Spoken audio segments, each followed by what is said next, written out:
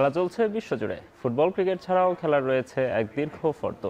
শুধু ফলাফল নয়, গত, আজ এবং আগামীর খেলাকে প্রেস বক্স থেকে আমরা দেখতে চাই ভিন্ন চোখে। সেই দেখাটাই দেখতে পাবেন এখন মাঠে। সঙ্গে আছে আমি, নোমান আব্দুল্লাহ। দর্শক, দেখছিলাম ক্রীড়াঙ্গনের আজকের দিনের গুরুত্বপূর্ণ খবরাখবরগুলো। বাংলাদেশ ক্রিকেট বোর্ডের পরিচালনা পর্ষদের নির্বাচন চলছে, সেসব নিয়ে আলোচনা করতে চাই। আমাদের সঙ্গে আছেন সহকর্মী মাহফুজ আহমেদ। মাহফুজ, আপনাকে স্বাগত জানাচ্ছি। আপনাকে ধন্যবাদ। মাহফুজ, ইলেকশন কেমন চলছে?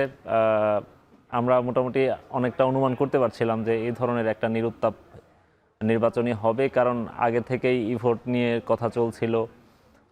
অনেকটা সমঝোতার ব্যাপারও মনে হয় হয়ে গিয়েছিল এই নির্বাচনটায়। সব মিলিয়ে আসলে বিসিবি নির্বাচনটা কেমন চলছে সকাল থেকে এখন পর্যন্ত, কি দেখলেন? যেমনটি আপনি শুরুতেই বলছিলেন যে ভোটারের অবস্থা কিন্তু খুবই কম, উপস্থিতি যদি বলেন সেই জায়গা থেকে 10-12 জনই ভোট দিয়েছেন। তবে হেভিওয়েট প্রার্থীদের মধ্যে সম্ভাব্য যে প্রেসিডেন্টের নাম শোনা যাচ্ছে তামিম ইকবাল, তাকে ভোট দিতে দেখলাম। সহকর্মী জুবায়ের সেখানে আছেন, তিনি জানিয়েছেন। রফিকুল ইসলাম বাবুরাও ভোট দিয়েছেন। তবে ই ভোটের জায়গাটাতে যদি আসি, আগে এইবার যারা নির্বাচনে জয়লাভ করতে যাচ্ছেন বা যারা প্রার্থী আছেন, তারা কিন্তু আগের যে 8 মাস আগের যে নির্বাচনটি ছিল সেখানে বারবার বলেছে যে কেন ভোটিং হবে, কেন সশরীরে এসে ভোট দিবে না, অনেক প্রশ্ন ছিল। কিন্তু এবারের নির্বাচনে আমরা যতটুকু জানতে পেরেছি যে এবারও কিন্তু ক্লাব ক্যাটাগরির যে 76 জনের যে কাউন্সিলরের যে ভোট, তার মধ্যে প্রায় 40 জনই প্রায় ই ভোটে, অর্ধেকেরও বেশি কাউন্সিলর ই ভোটেই ভোট দিচ্ছেন। তাহলে সেক্ষেত্রে একটি দ্বিচারিতার একটি জায়গা থেকে যায়। কিন্তু সেটির পাশাপাশি যেটি বললেন সমঝোতার জায়গা, বাংলাদেশের নির্বাচন তো আমার সংক্ষিপ্ত ক্যারিয়ারে আমি যত 3-4টা ইলেকশন দেখে ফেললাম, এভাবেই সাধারণত হয়। ক্যারিয়ারের চেয়ে বেশি ইলেকশন হয়ে গেছে আসলে। সংখ্যা যারা আসলে ওই সময় ক্ষমতাসীন দল থাকেন, তারাই একটা নির্দিষ্ট কোরাম তৈরি করেন, তারাই এমন একটা পরিস্থিতি তৈরি করেন যাতে আসলে অন্য পক্ষ বা আরেকটি যে প্যানেল দাঁড়াবে বা প্যানেলই যে হবে সেটিও আসলে চূড়ান্ত হয় না শেষ পর্যন্ত।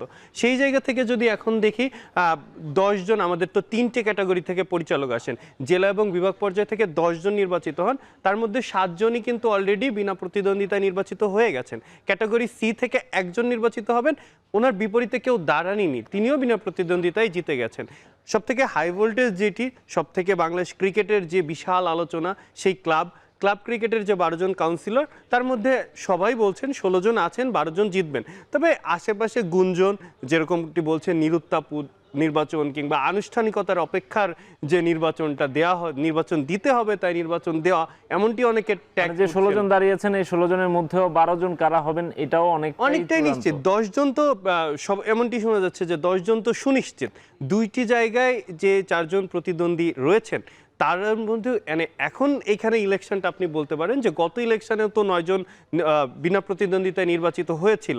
হ্যাঁ, গত নির্বাচন থেকে এই নির্বাচনে যদি একটু ইতিবাচক আপনি কিছু খুঁজতে চান, তাহলে আমি মনে করব যে এই 2টি পোস্টের জন্য 4 জনের লড়াই, এবং তারা 4 জনই হেভিওয়েট। এখানে আসলে সরে যাওয়া বা আসলে যেহেতু ক্ষমতাসীনদের সাপেক্ষে আমরা যেহেতু জানি ক্ষমতাসীনই সবাই, তো আসলে এখানে ওই আগের নির্বাচনে যেমন হয়েছিল, একটা পক্ষ নির্বাচনে আগে চলে গিয়েছিল, এখন হয়তো বা সেটি হবে না। কারণ হচ্ছে দলের লোকই তো আসলে জয়লাভ করতে যাচ্ছে, বা নিজেদের লোকই, হয়তো বা অন্য কোনো প্রসেসে তারা আসবেন।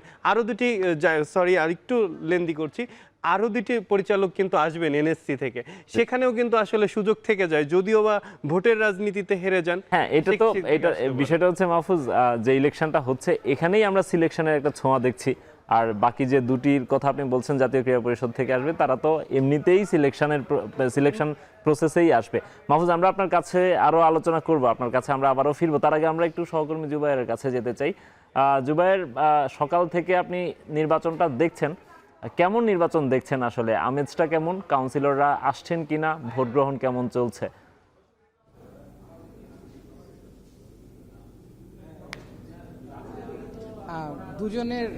দুজনকে ধন্যবাদ। শুরুতে খুব প্রাণবন্ত একটা আলোচনা চলছিল, সেখানে আমাকে যুক্ত করার জন্য।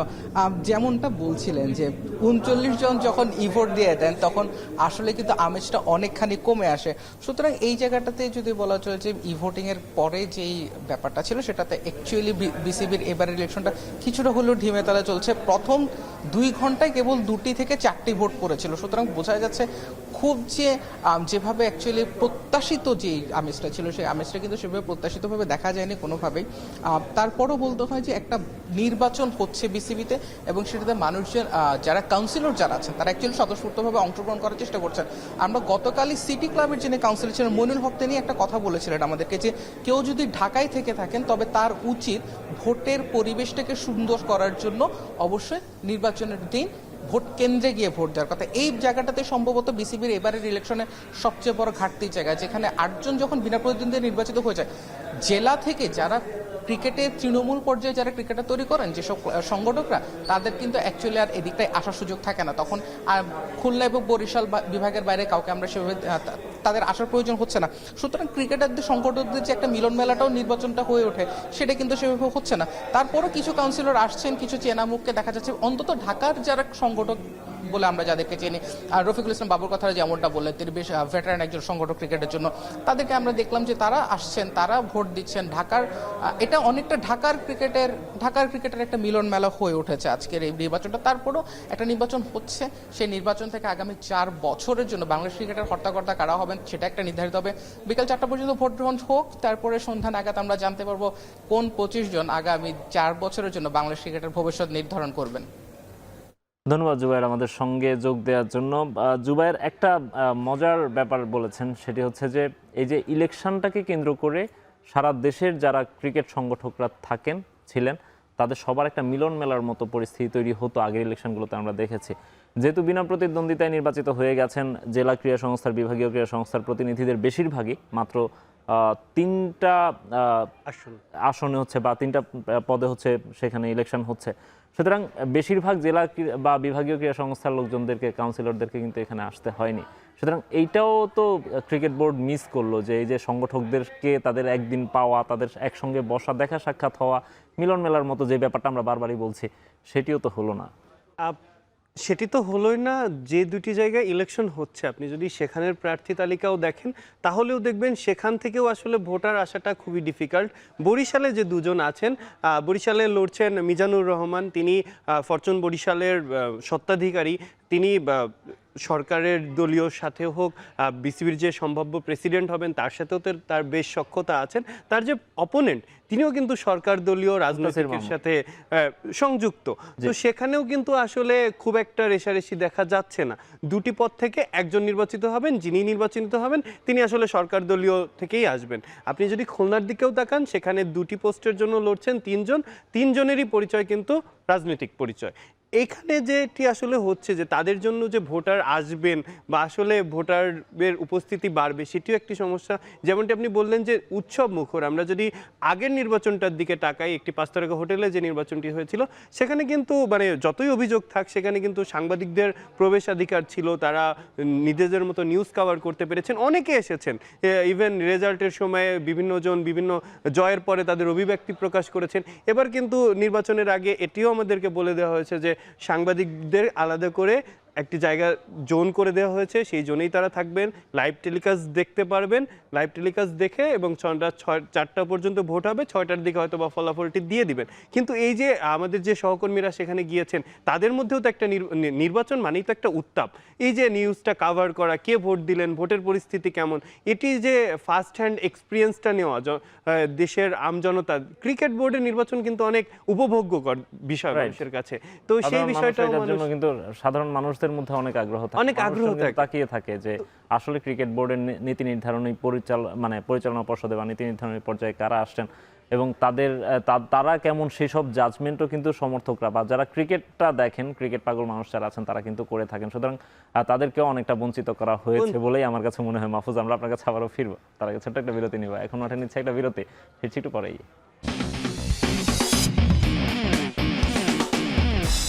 দর্শক, আলাপ করছি বিসিবি নির্বাচন নিয়ে, সঙ্গে আছেন সহকর্মী মাহফুজ আহমেদ। মাহফুজ, সব যেহেতু সমঝোতার ভিত্তিতেই চলছে, তাহলে এই যে দুটা বিভাগে মানে খুলনা এবং হচ্ছে বরিশালে, এই দুটো বিভাগে আসলে সমঝোতা করা গেল না কেন? সমঝোতা করা গেল না নাকি হচ্ছে লোক দেখানো, মানে এটা বেশি হয়ে যাচ্ছে দেখেই তারা হচ্ছে এখানে একজন করে প্রার্থী রেখে দিয়েছেন এক্সট্রা? দেখেন, যেটি আসলে হয়েছে যে প্রতিদ্বন্দ্বীদের যদি নাম দেখেন তাহলে তাদের সবাই হেভিওয়েট প্রার্থী এবং তারা ক্রিকেটের দিক থেকে হেভিওয়েট কতটুকু সেটা নিয়ে হয়তো বা অনেকে প্রশ্ন তুলতে থাকতে পারে, পারে, হ্যাঁ। বাট রাজনৈতিক দিক থেকে তাদের সবারই পাওয়ারফুল। যেমনটি আমি বলছিলাম যে বরিশালে যিনি আছেন উনি বেশ সাকসেসফুল একটা ফ্র্যাঞ্চাইজি ওন করেন বাংলাদেশ ক্রিকেট লিগের। বাংলাদেশ ক্রিকেটের যদিও সব থেকে বড় পোস্টার হচ্ছে বাংলাদেশ যে প্রিমিয়ার লিগটি আছে, সেটি যত ভালো হোক বা খারাপ হোক সেই আলোচনা ভিন্ন, তবে সেখানে প্লেয়ারদের পারিশ্রমিক একটা সুশৃঙ্খল ফ্র্যাঞ্চাইজি হিসাবে কিন্তু ফরচুন বরিশাল বেশ ভালো। সেই হিসাবে এবং ফরচুন বরিশালের সঙ্গে ফরচুন বরিশাল যে সবশেষ 3টা বিপিএল জিতেছিল 3টাতেই ক্যাপ্টেন্সি করেছিলেন তামিম ইকবাল। সো এটা একটা বড় ফ্যাক্টর হয়ে দাঁড়িয়েছে। একটি হতে পারে তিনি মানে ক্রিকেট সংগঠক হিসাবে তিনি কাজ করেছেন, সেই দিক থেকে আসলে কোনো প্রশ্ন তোলা যায় না। তার যে প্রতিদ্বন্দ্বী রয়েছেন তিনি ভোলা জেলা ক্রীড়া সংস্থা থেকে আসছেন, তিনিও বেশ ভালোই 1990 থেকেই ক্রিকেট খেলেছেন, ফুটবল খেলেছেন, জেলা বিভাগে সংগঠক হিসেবে কাজ করেছেন। তার পাশাপাশি তিনি একটি রাজনৈতিক পরিচয়ও বহন করেন। তিনি একটি দলের আসলে যুগ্ম সদস্য সচিব কিংবা যুগ্ম সদস্য সচিব, আমি যদি ভুল না করি, সেক্ষেত্রে দুইজনের ব্যাকগ্রাউন্ড কিন্তু সলিড। সেই জায়গা থেকে হয়তো বা যদি সাংগঠনিক পরিচয় থেকে থাকে সেক্ষেত্রে আমার কাছে মনে হয় যে রাজনৈতিক পরিচয়টাকে আমরা একটু পেছনে রাখতেই পারি। কিন্তু খুলনা বিভাগে যেটি হয়েছে, খুলনা বিভাগের কথা যদি আমরা বলি যে সেখানে 3জন যে প্রার্থী আছেন, আপনি একটু আগেও বলছিলেন, সেখানে 3জন প্রার্থীর মধ্যে আমরা দেখছি যে মহানগর বিএনপির সেক্রেটারি আছেন, সেখানে একজন প্রতিমন্ত্রীর ভাই আছেন, একজন বিএনপি নেতা আছেন। অর্থাৎ এই ধরনের ব্যাপারগুলো মনে হয় প্রশ্নটা তুলে দেয় বেশি যখন হচ্ছে আপনার সাংগঠনিক মানে ক্রীড়া সংগঠন মানে সংগঠকের পরিচয়ের চেয়ে রাজনৈতিক পরিচয়টা বড় হয়ে ওঠে, তখনই প্রশ্নটা ওঠে। জি দেখেন, এই বোর্ডে যেমনটি আসলে বলা হচ্ছে যে কোনো ক্রীড়া সংগঠকই নেই, সেটিও কিন্তু এক ধরনের ভুল। যেমন রফিকুল ইসলাম বাবু, মাসুদুজ্জামান, এনাদেরও কিন্তু রাজনৈতিক পরিচয় আছে, কিন্তু ওনাদের রাজনৈতিক পরিচয়টা কোনো না কোথাও আটকে যায়। তাদের রাজনৈতিক পরিচয়ের চেয়ে আমার মনে হয় তাদের সাংগঠনিক পরিচয়টা বড়। যেমন তামিম ইকবালের ফুফা পরিচয় দিয়ে যাকে পরিচিত করে দেওয়া হচ্ছে, ক্যাটাগরি সি থেকে যিনি নির্বাচিত হয়েছেন, ওনারও দীর্ঘ একটা সাংগঠনিক পরিচয় রয়েছে। এনাদেরটা উজ্জ্বল করা গেলেও যেতে পারে বা যাওয়া উচিত, যেহেতু তারা ক্রিকেটের সাথে দীর্ঘদিন কাজ করেছেন। তবে খুলনার যে ব্যাপারটি বলছেন যে একজন হচ্ছে প্রতিমন্ত্রীর ভাই, একজন হচ্ছে এরকম সেক্রেটারি, সেখানে তাদের যে 3জন থেকে 2জন নির্বাচিত হবেন, তৃতীয় যে ব্যক্তি তিনিও রাজনৈতিক পরিচয় বহন করেন। সেই জায়গা থেকে হয়তো বা কোনো না কোথাও মানে আসলে ক্ষমতার চেয়ারটার লোভ তো আমরা দেখেছি।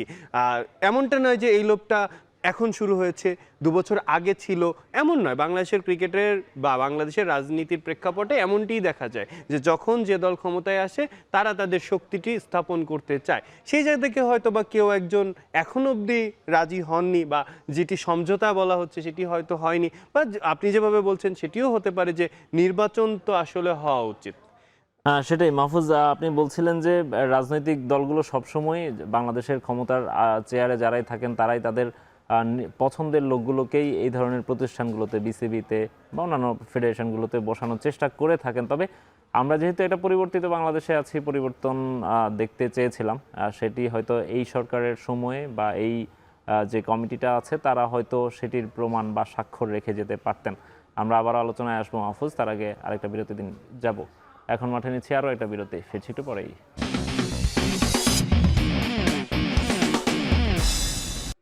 বিসিবি নির্বাচন নিয়ে কথা বলছিলাম, মাহফুজ আহমেদ আছেন সঙ্গে। মাহফুজ, যে অভিযোগগুলো তুলেছিলেন তামিম ইকবালরা গত ইলেকশনে আমিনুল ইসলাম বুলবুলদের বিরুদ্ধে, এবং টানা লাগাতার আন্দোলন তারা করে গিয়েছিলেন, ই ভোটিং নিয়ে তারা কথা বলেছেন, সেটিকে হাস্যকর বলেছেন। কাউন্সিলরদেরকে চিঠি দিয়েছিলেন আমিনুল ইসলাম বুলবুল, সেটি নিয়ে তারা প্রশ্ন তুলেছিলেন। কাউন্সিলর কিভাবে নির্ধারিত হয়েছিল সেটি নিয়ে তারা প্রশ্ন তুলেছিলেন। এবার কাউন্সিলর নির্ধারণ নিয়ে প্রশ্ন হয়নি, কারণ তারা তাদের মন মতো কাউন্সিলরদেরকে পেয়েছেন।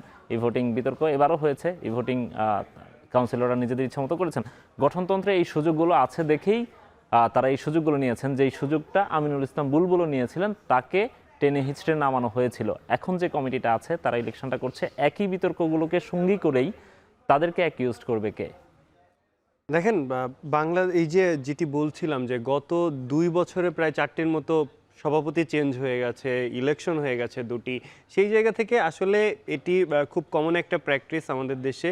যেহেতু গঠনতন্ত্র থেকেই আসলে আলাপটা শুরু, তাহলে আমরা যদি চাইতাম আরেকটু ভালো করা যেত, তাহলে হয়তোবা আমরা এই যে লুপ হোলগুলোকে আমরা আগে বন্ধ করে তারপর নির্বাচনটা দিলে হয়তোবা আমার কাছে মনে হয় আরও বেটার হতো।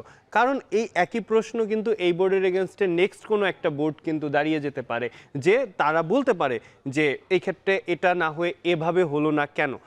সেই জায়গা থেকে হয়তোবা এই বোর্ড কিছুটা এগিয়ে থাকবে, কারণ যেহেতু নির্বাচিত সরকারের অধীনেই ক্ষমতাসীনদের নিয়েই তারা দল গঠন করছে, সেই থেকে হয়তোবা এই বোর্ডের মেয়াদকাল যেহেতু 4 বছর, সরকারও আসলে 4-5 বছর থেকে যাবে, সেই জায়গা থেকে কিন্তু এই বোর্ড হয়তোবা বেঁচে যাবে। এবং আমিনুল ইসলামের বোর্ডের যে সমস্যাটি হয়েছিল, তৎকালীন যিনি যুব ক্রীড়া প্রতিমন্ত্রী ছিলেন তিনি আসলে যেমনটি আলাপ হয়েছিল, তিনি পদত্যাগের পরেই কিন্তু আমিনুল ইসলাম বুলবুল কিন্তু প্রথম 3 মাসে দুর্দান্ত কাজ করেছিলেন। তিনি ক্রিকেট ডিসেন্ট্রালাইজেশন নিয়ে কথা বলেছিলেন, তিনি 100টা পিচের তৈরির কথা বলেছিলেন, তিনি বিভিন্নভাবে ঢাকার বাইরে ক্রিকেটটাকে ছড়াতে চেয়েছিলেন এবং বেশ ভালো কাজও করছিলেন। তিনি সমস্যাটা ফেস করা শুরু করলেন যখন আসলে তার ওই সরকারি ব্যাকআপটা চলে যায়, যখন রাজনৈতিক পট পরিবর্তনটা হয়। বাংলাদেশের প্রেক্ষাপটে যে কোনো কিছু পরিচালনা করার ক্ষেত্রেই আসলে রাজনৈতিক, যতই আপনি বলেন যে কোনো স্পোর্টস থেকে রাজনৈতিক, এবং আইসিসি থেকে রুলও করে দেওয়া আছে, মানে মাথায় ক্ষমতাসীনদের হাত না থাকলে আসলে সমস্যা। যেমন আপনি দেখলেন যে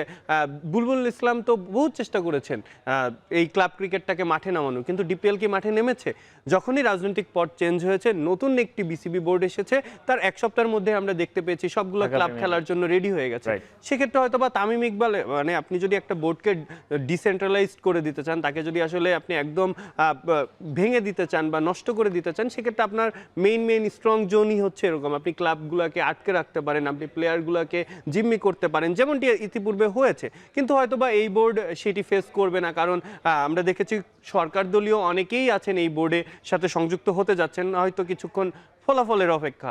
রাইট, সে কারণেই হয়তো এই কমিটিটার উপর কমিটিটা থেকে যাবে, কমিটিটা টিকে যাবে, কিন্তু তাদের উপর যে অভিযোগগুলো তৈরি হয়েছে বা অভিযোগগুলো উঠছে, সেগুলো নিশ্চয়ই তারা ওভারকাম করতে পারবে না, বা এই সমস্যাগুলো থেকে তারা বের হতে পারবেন না, প্রশ্নগুলো থেকেই যাবে। মাহফুজ, আপনাকে অসংখ্য ধন্যবাদ আমাদের সঙ্গে সময় দেওয়ার জন্য।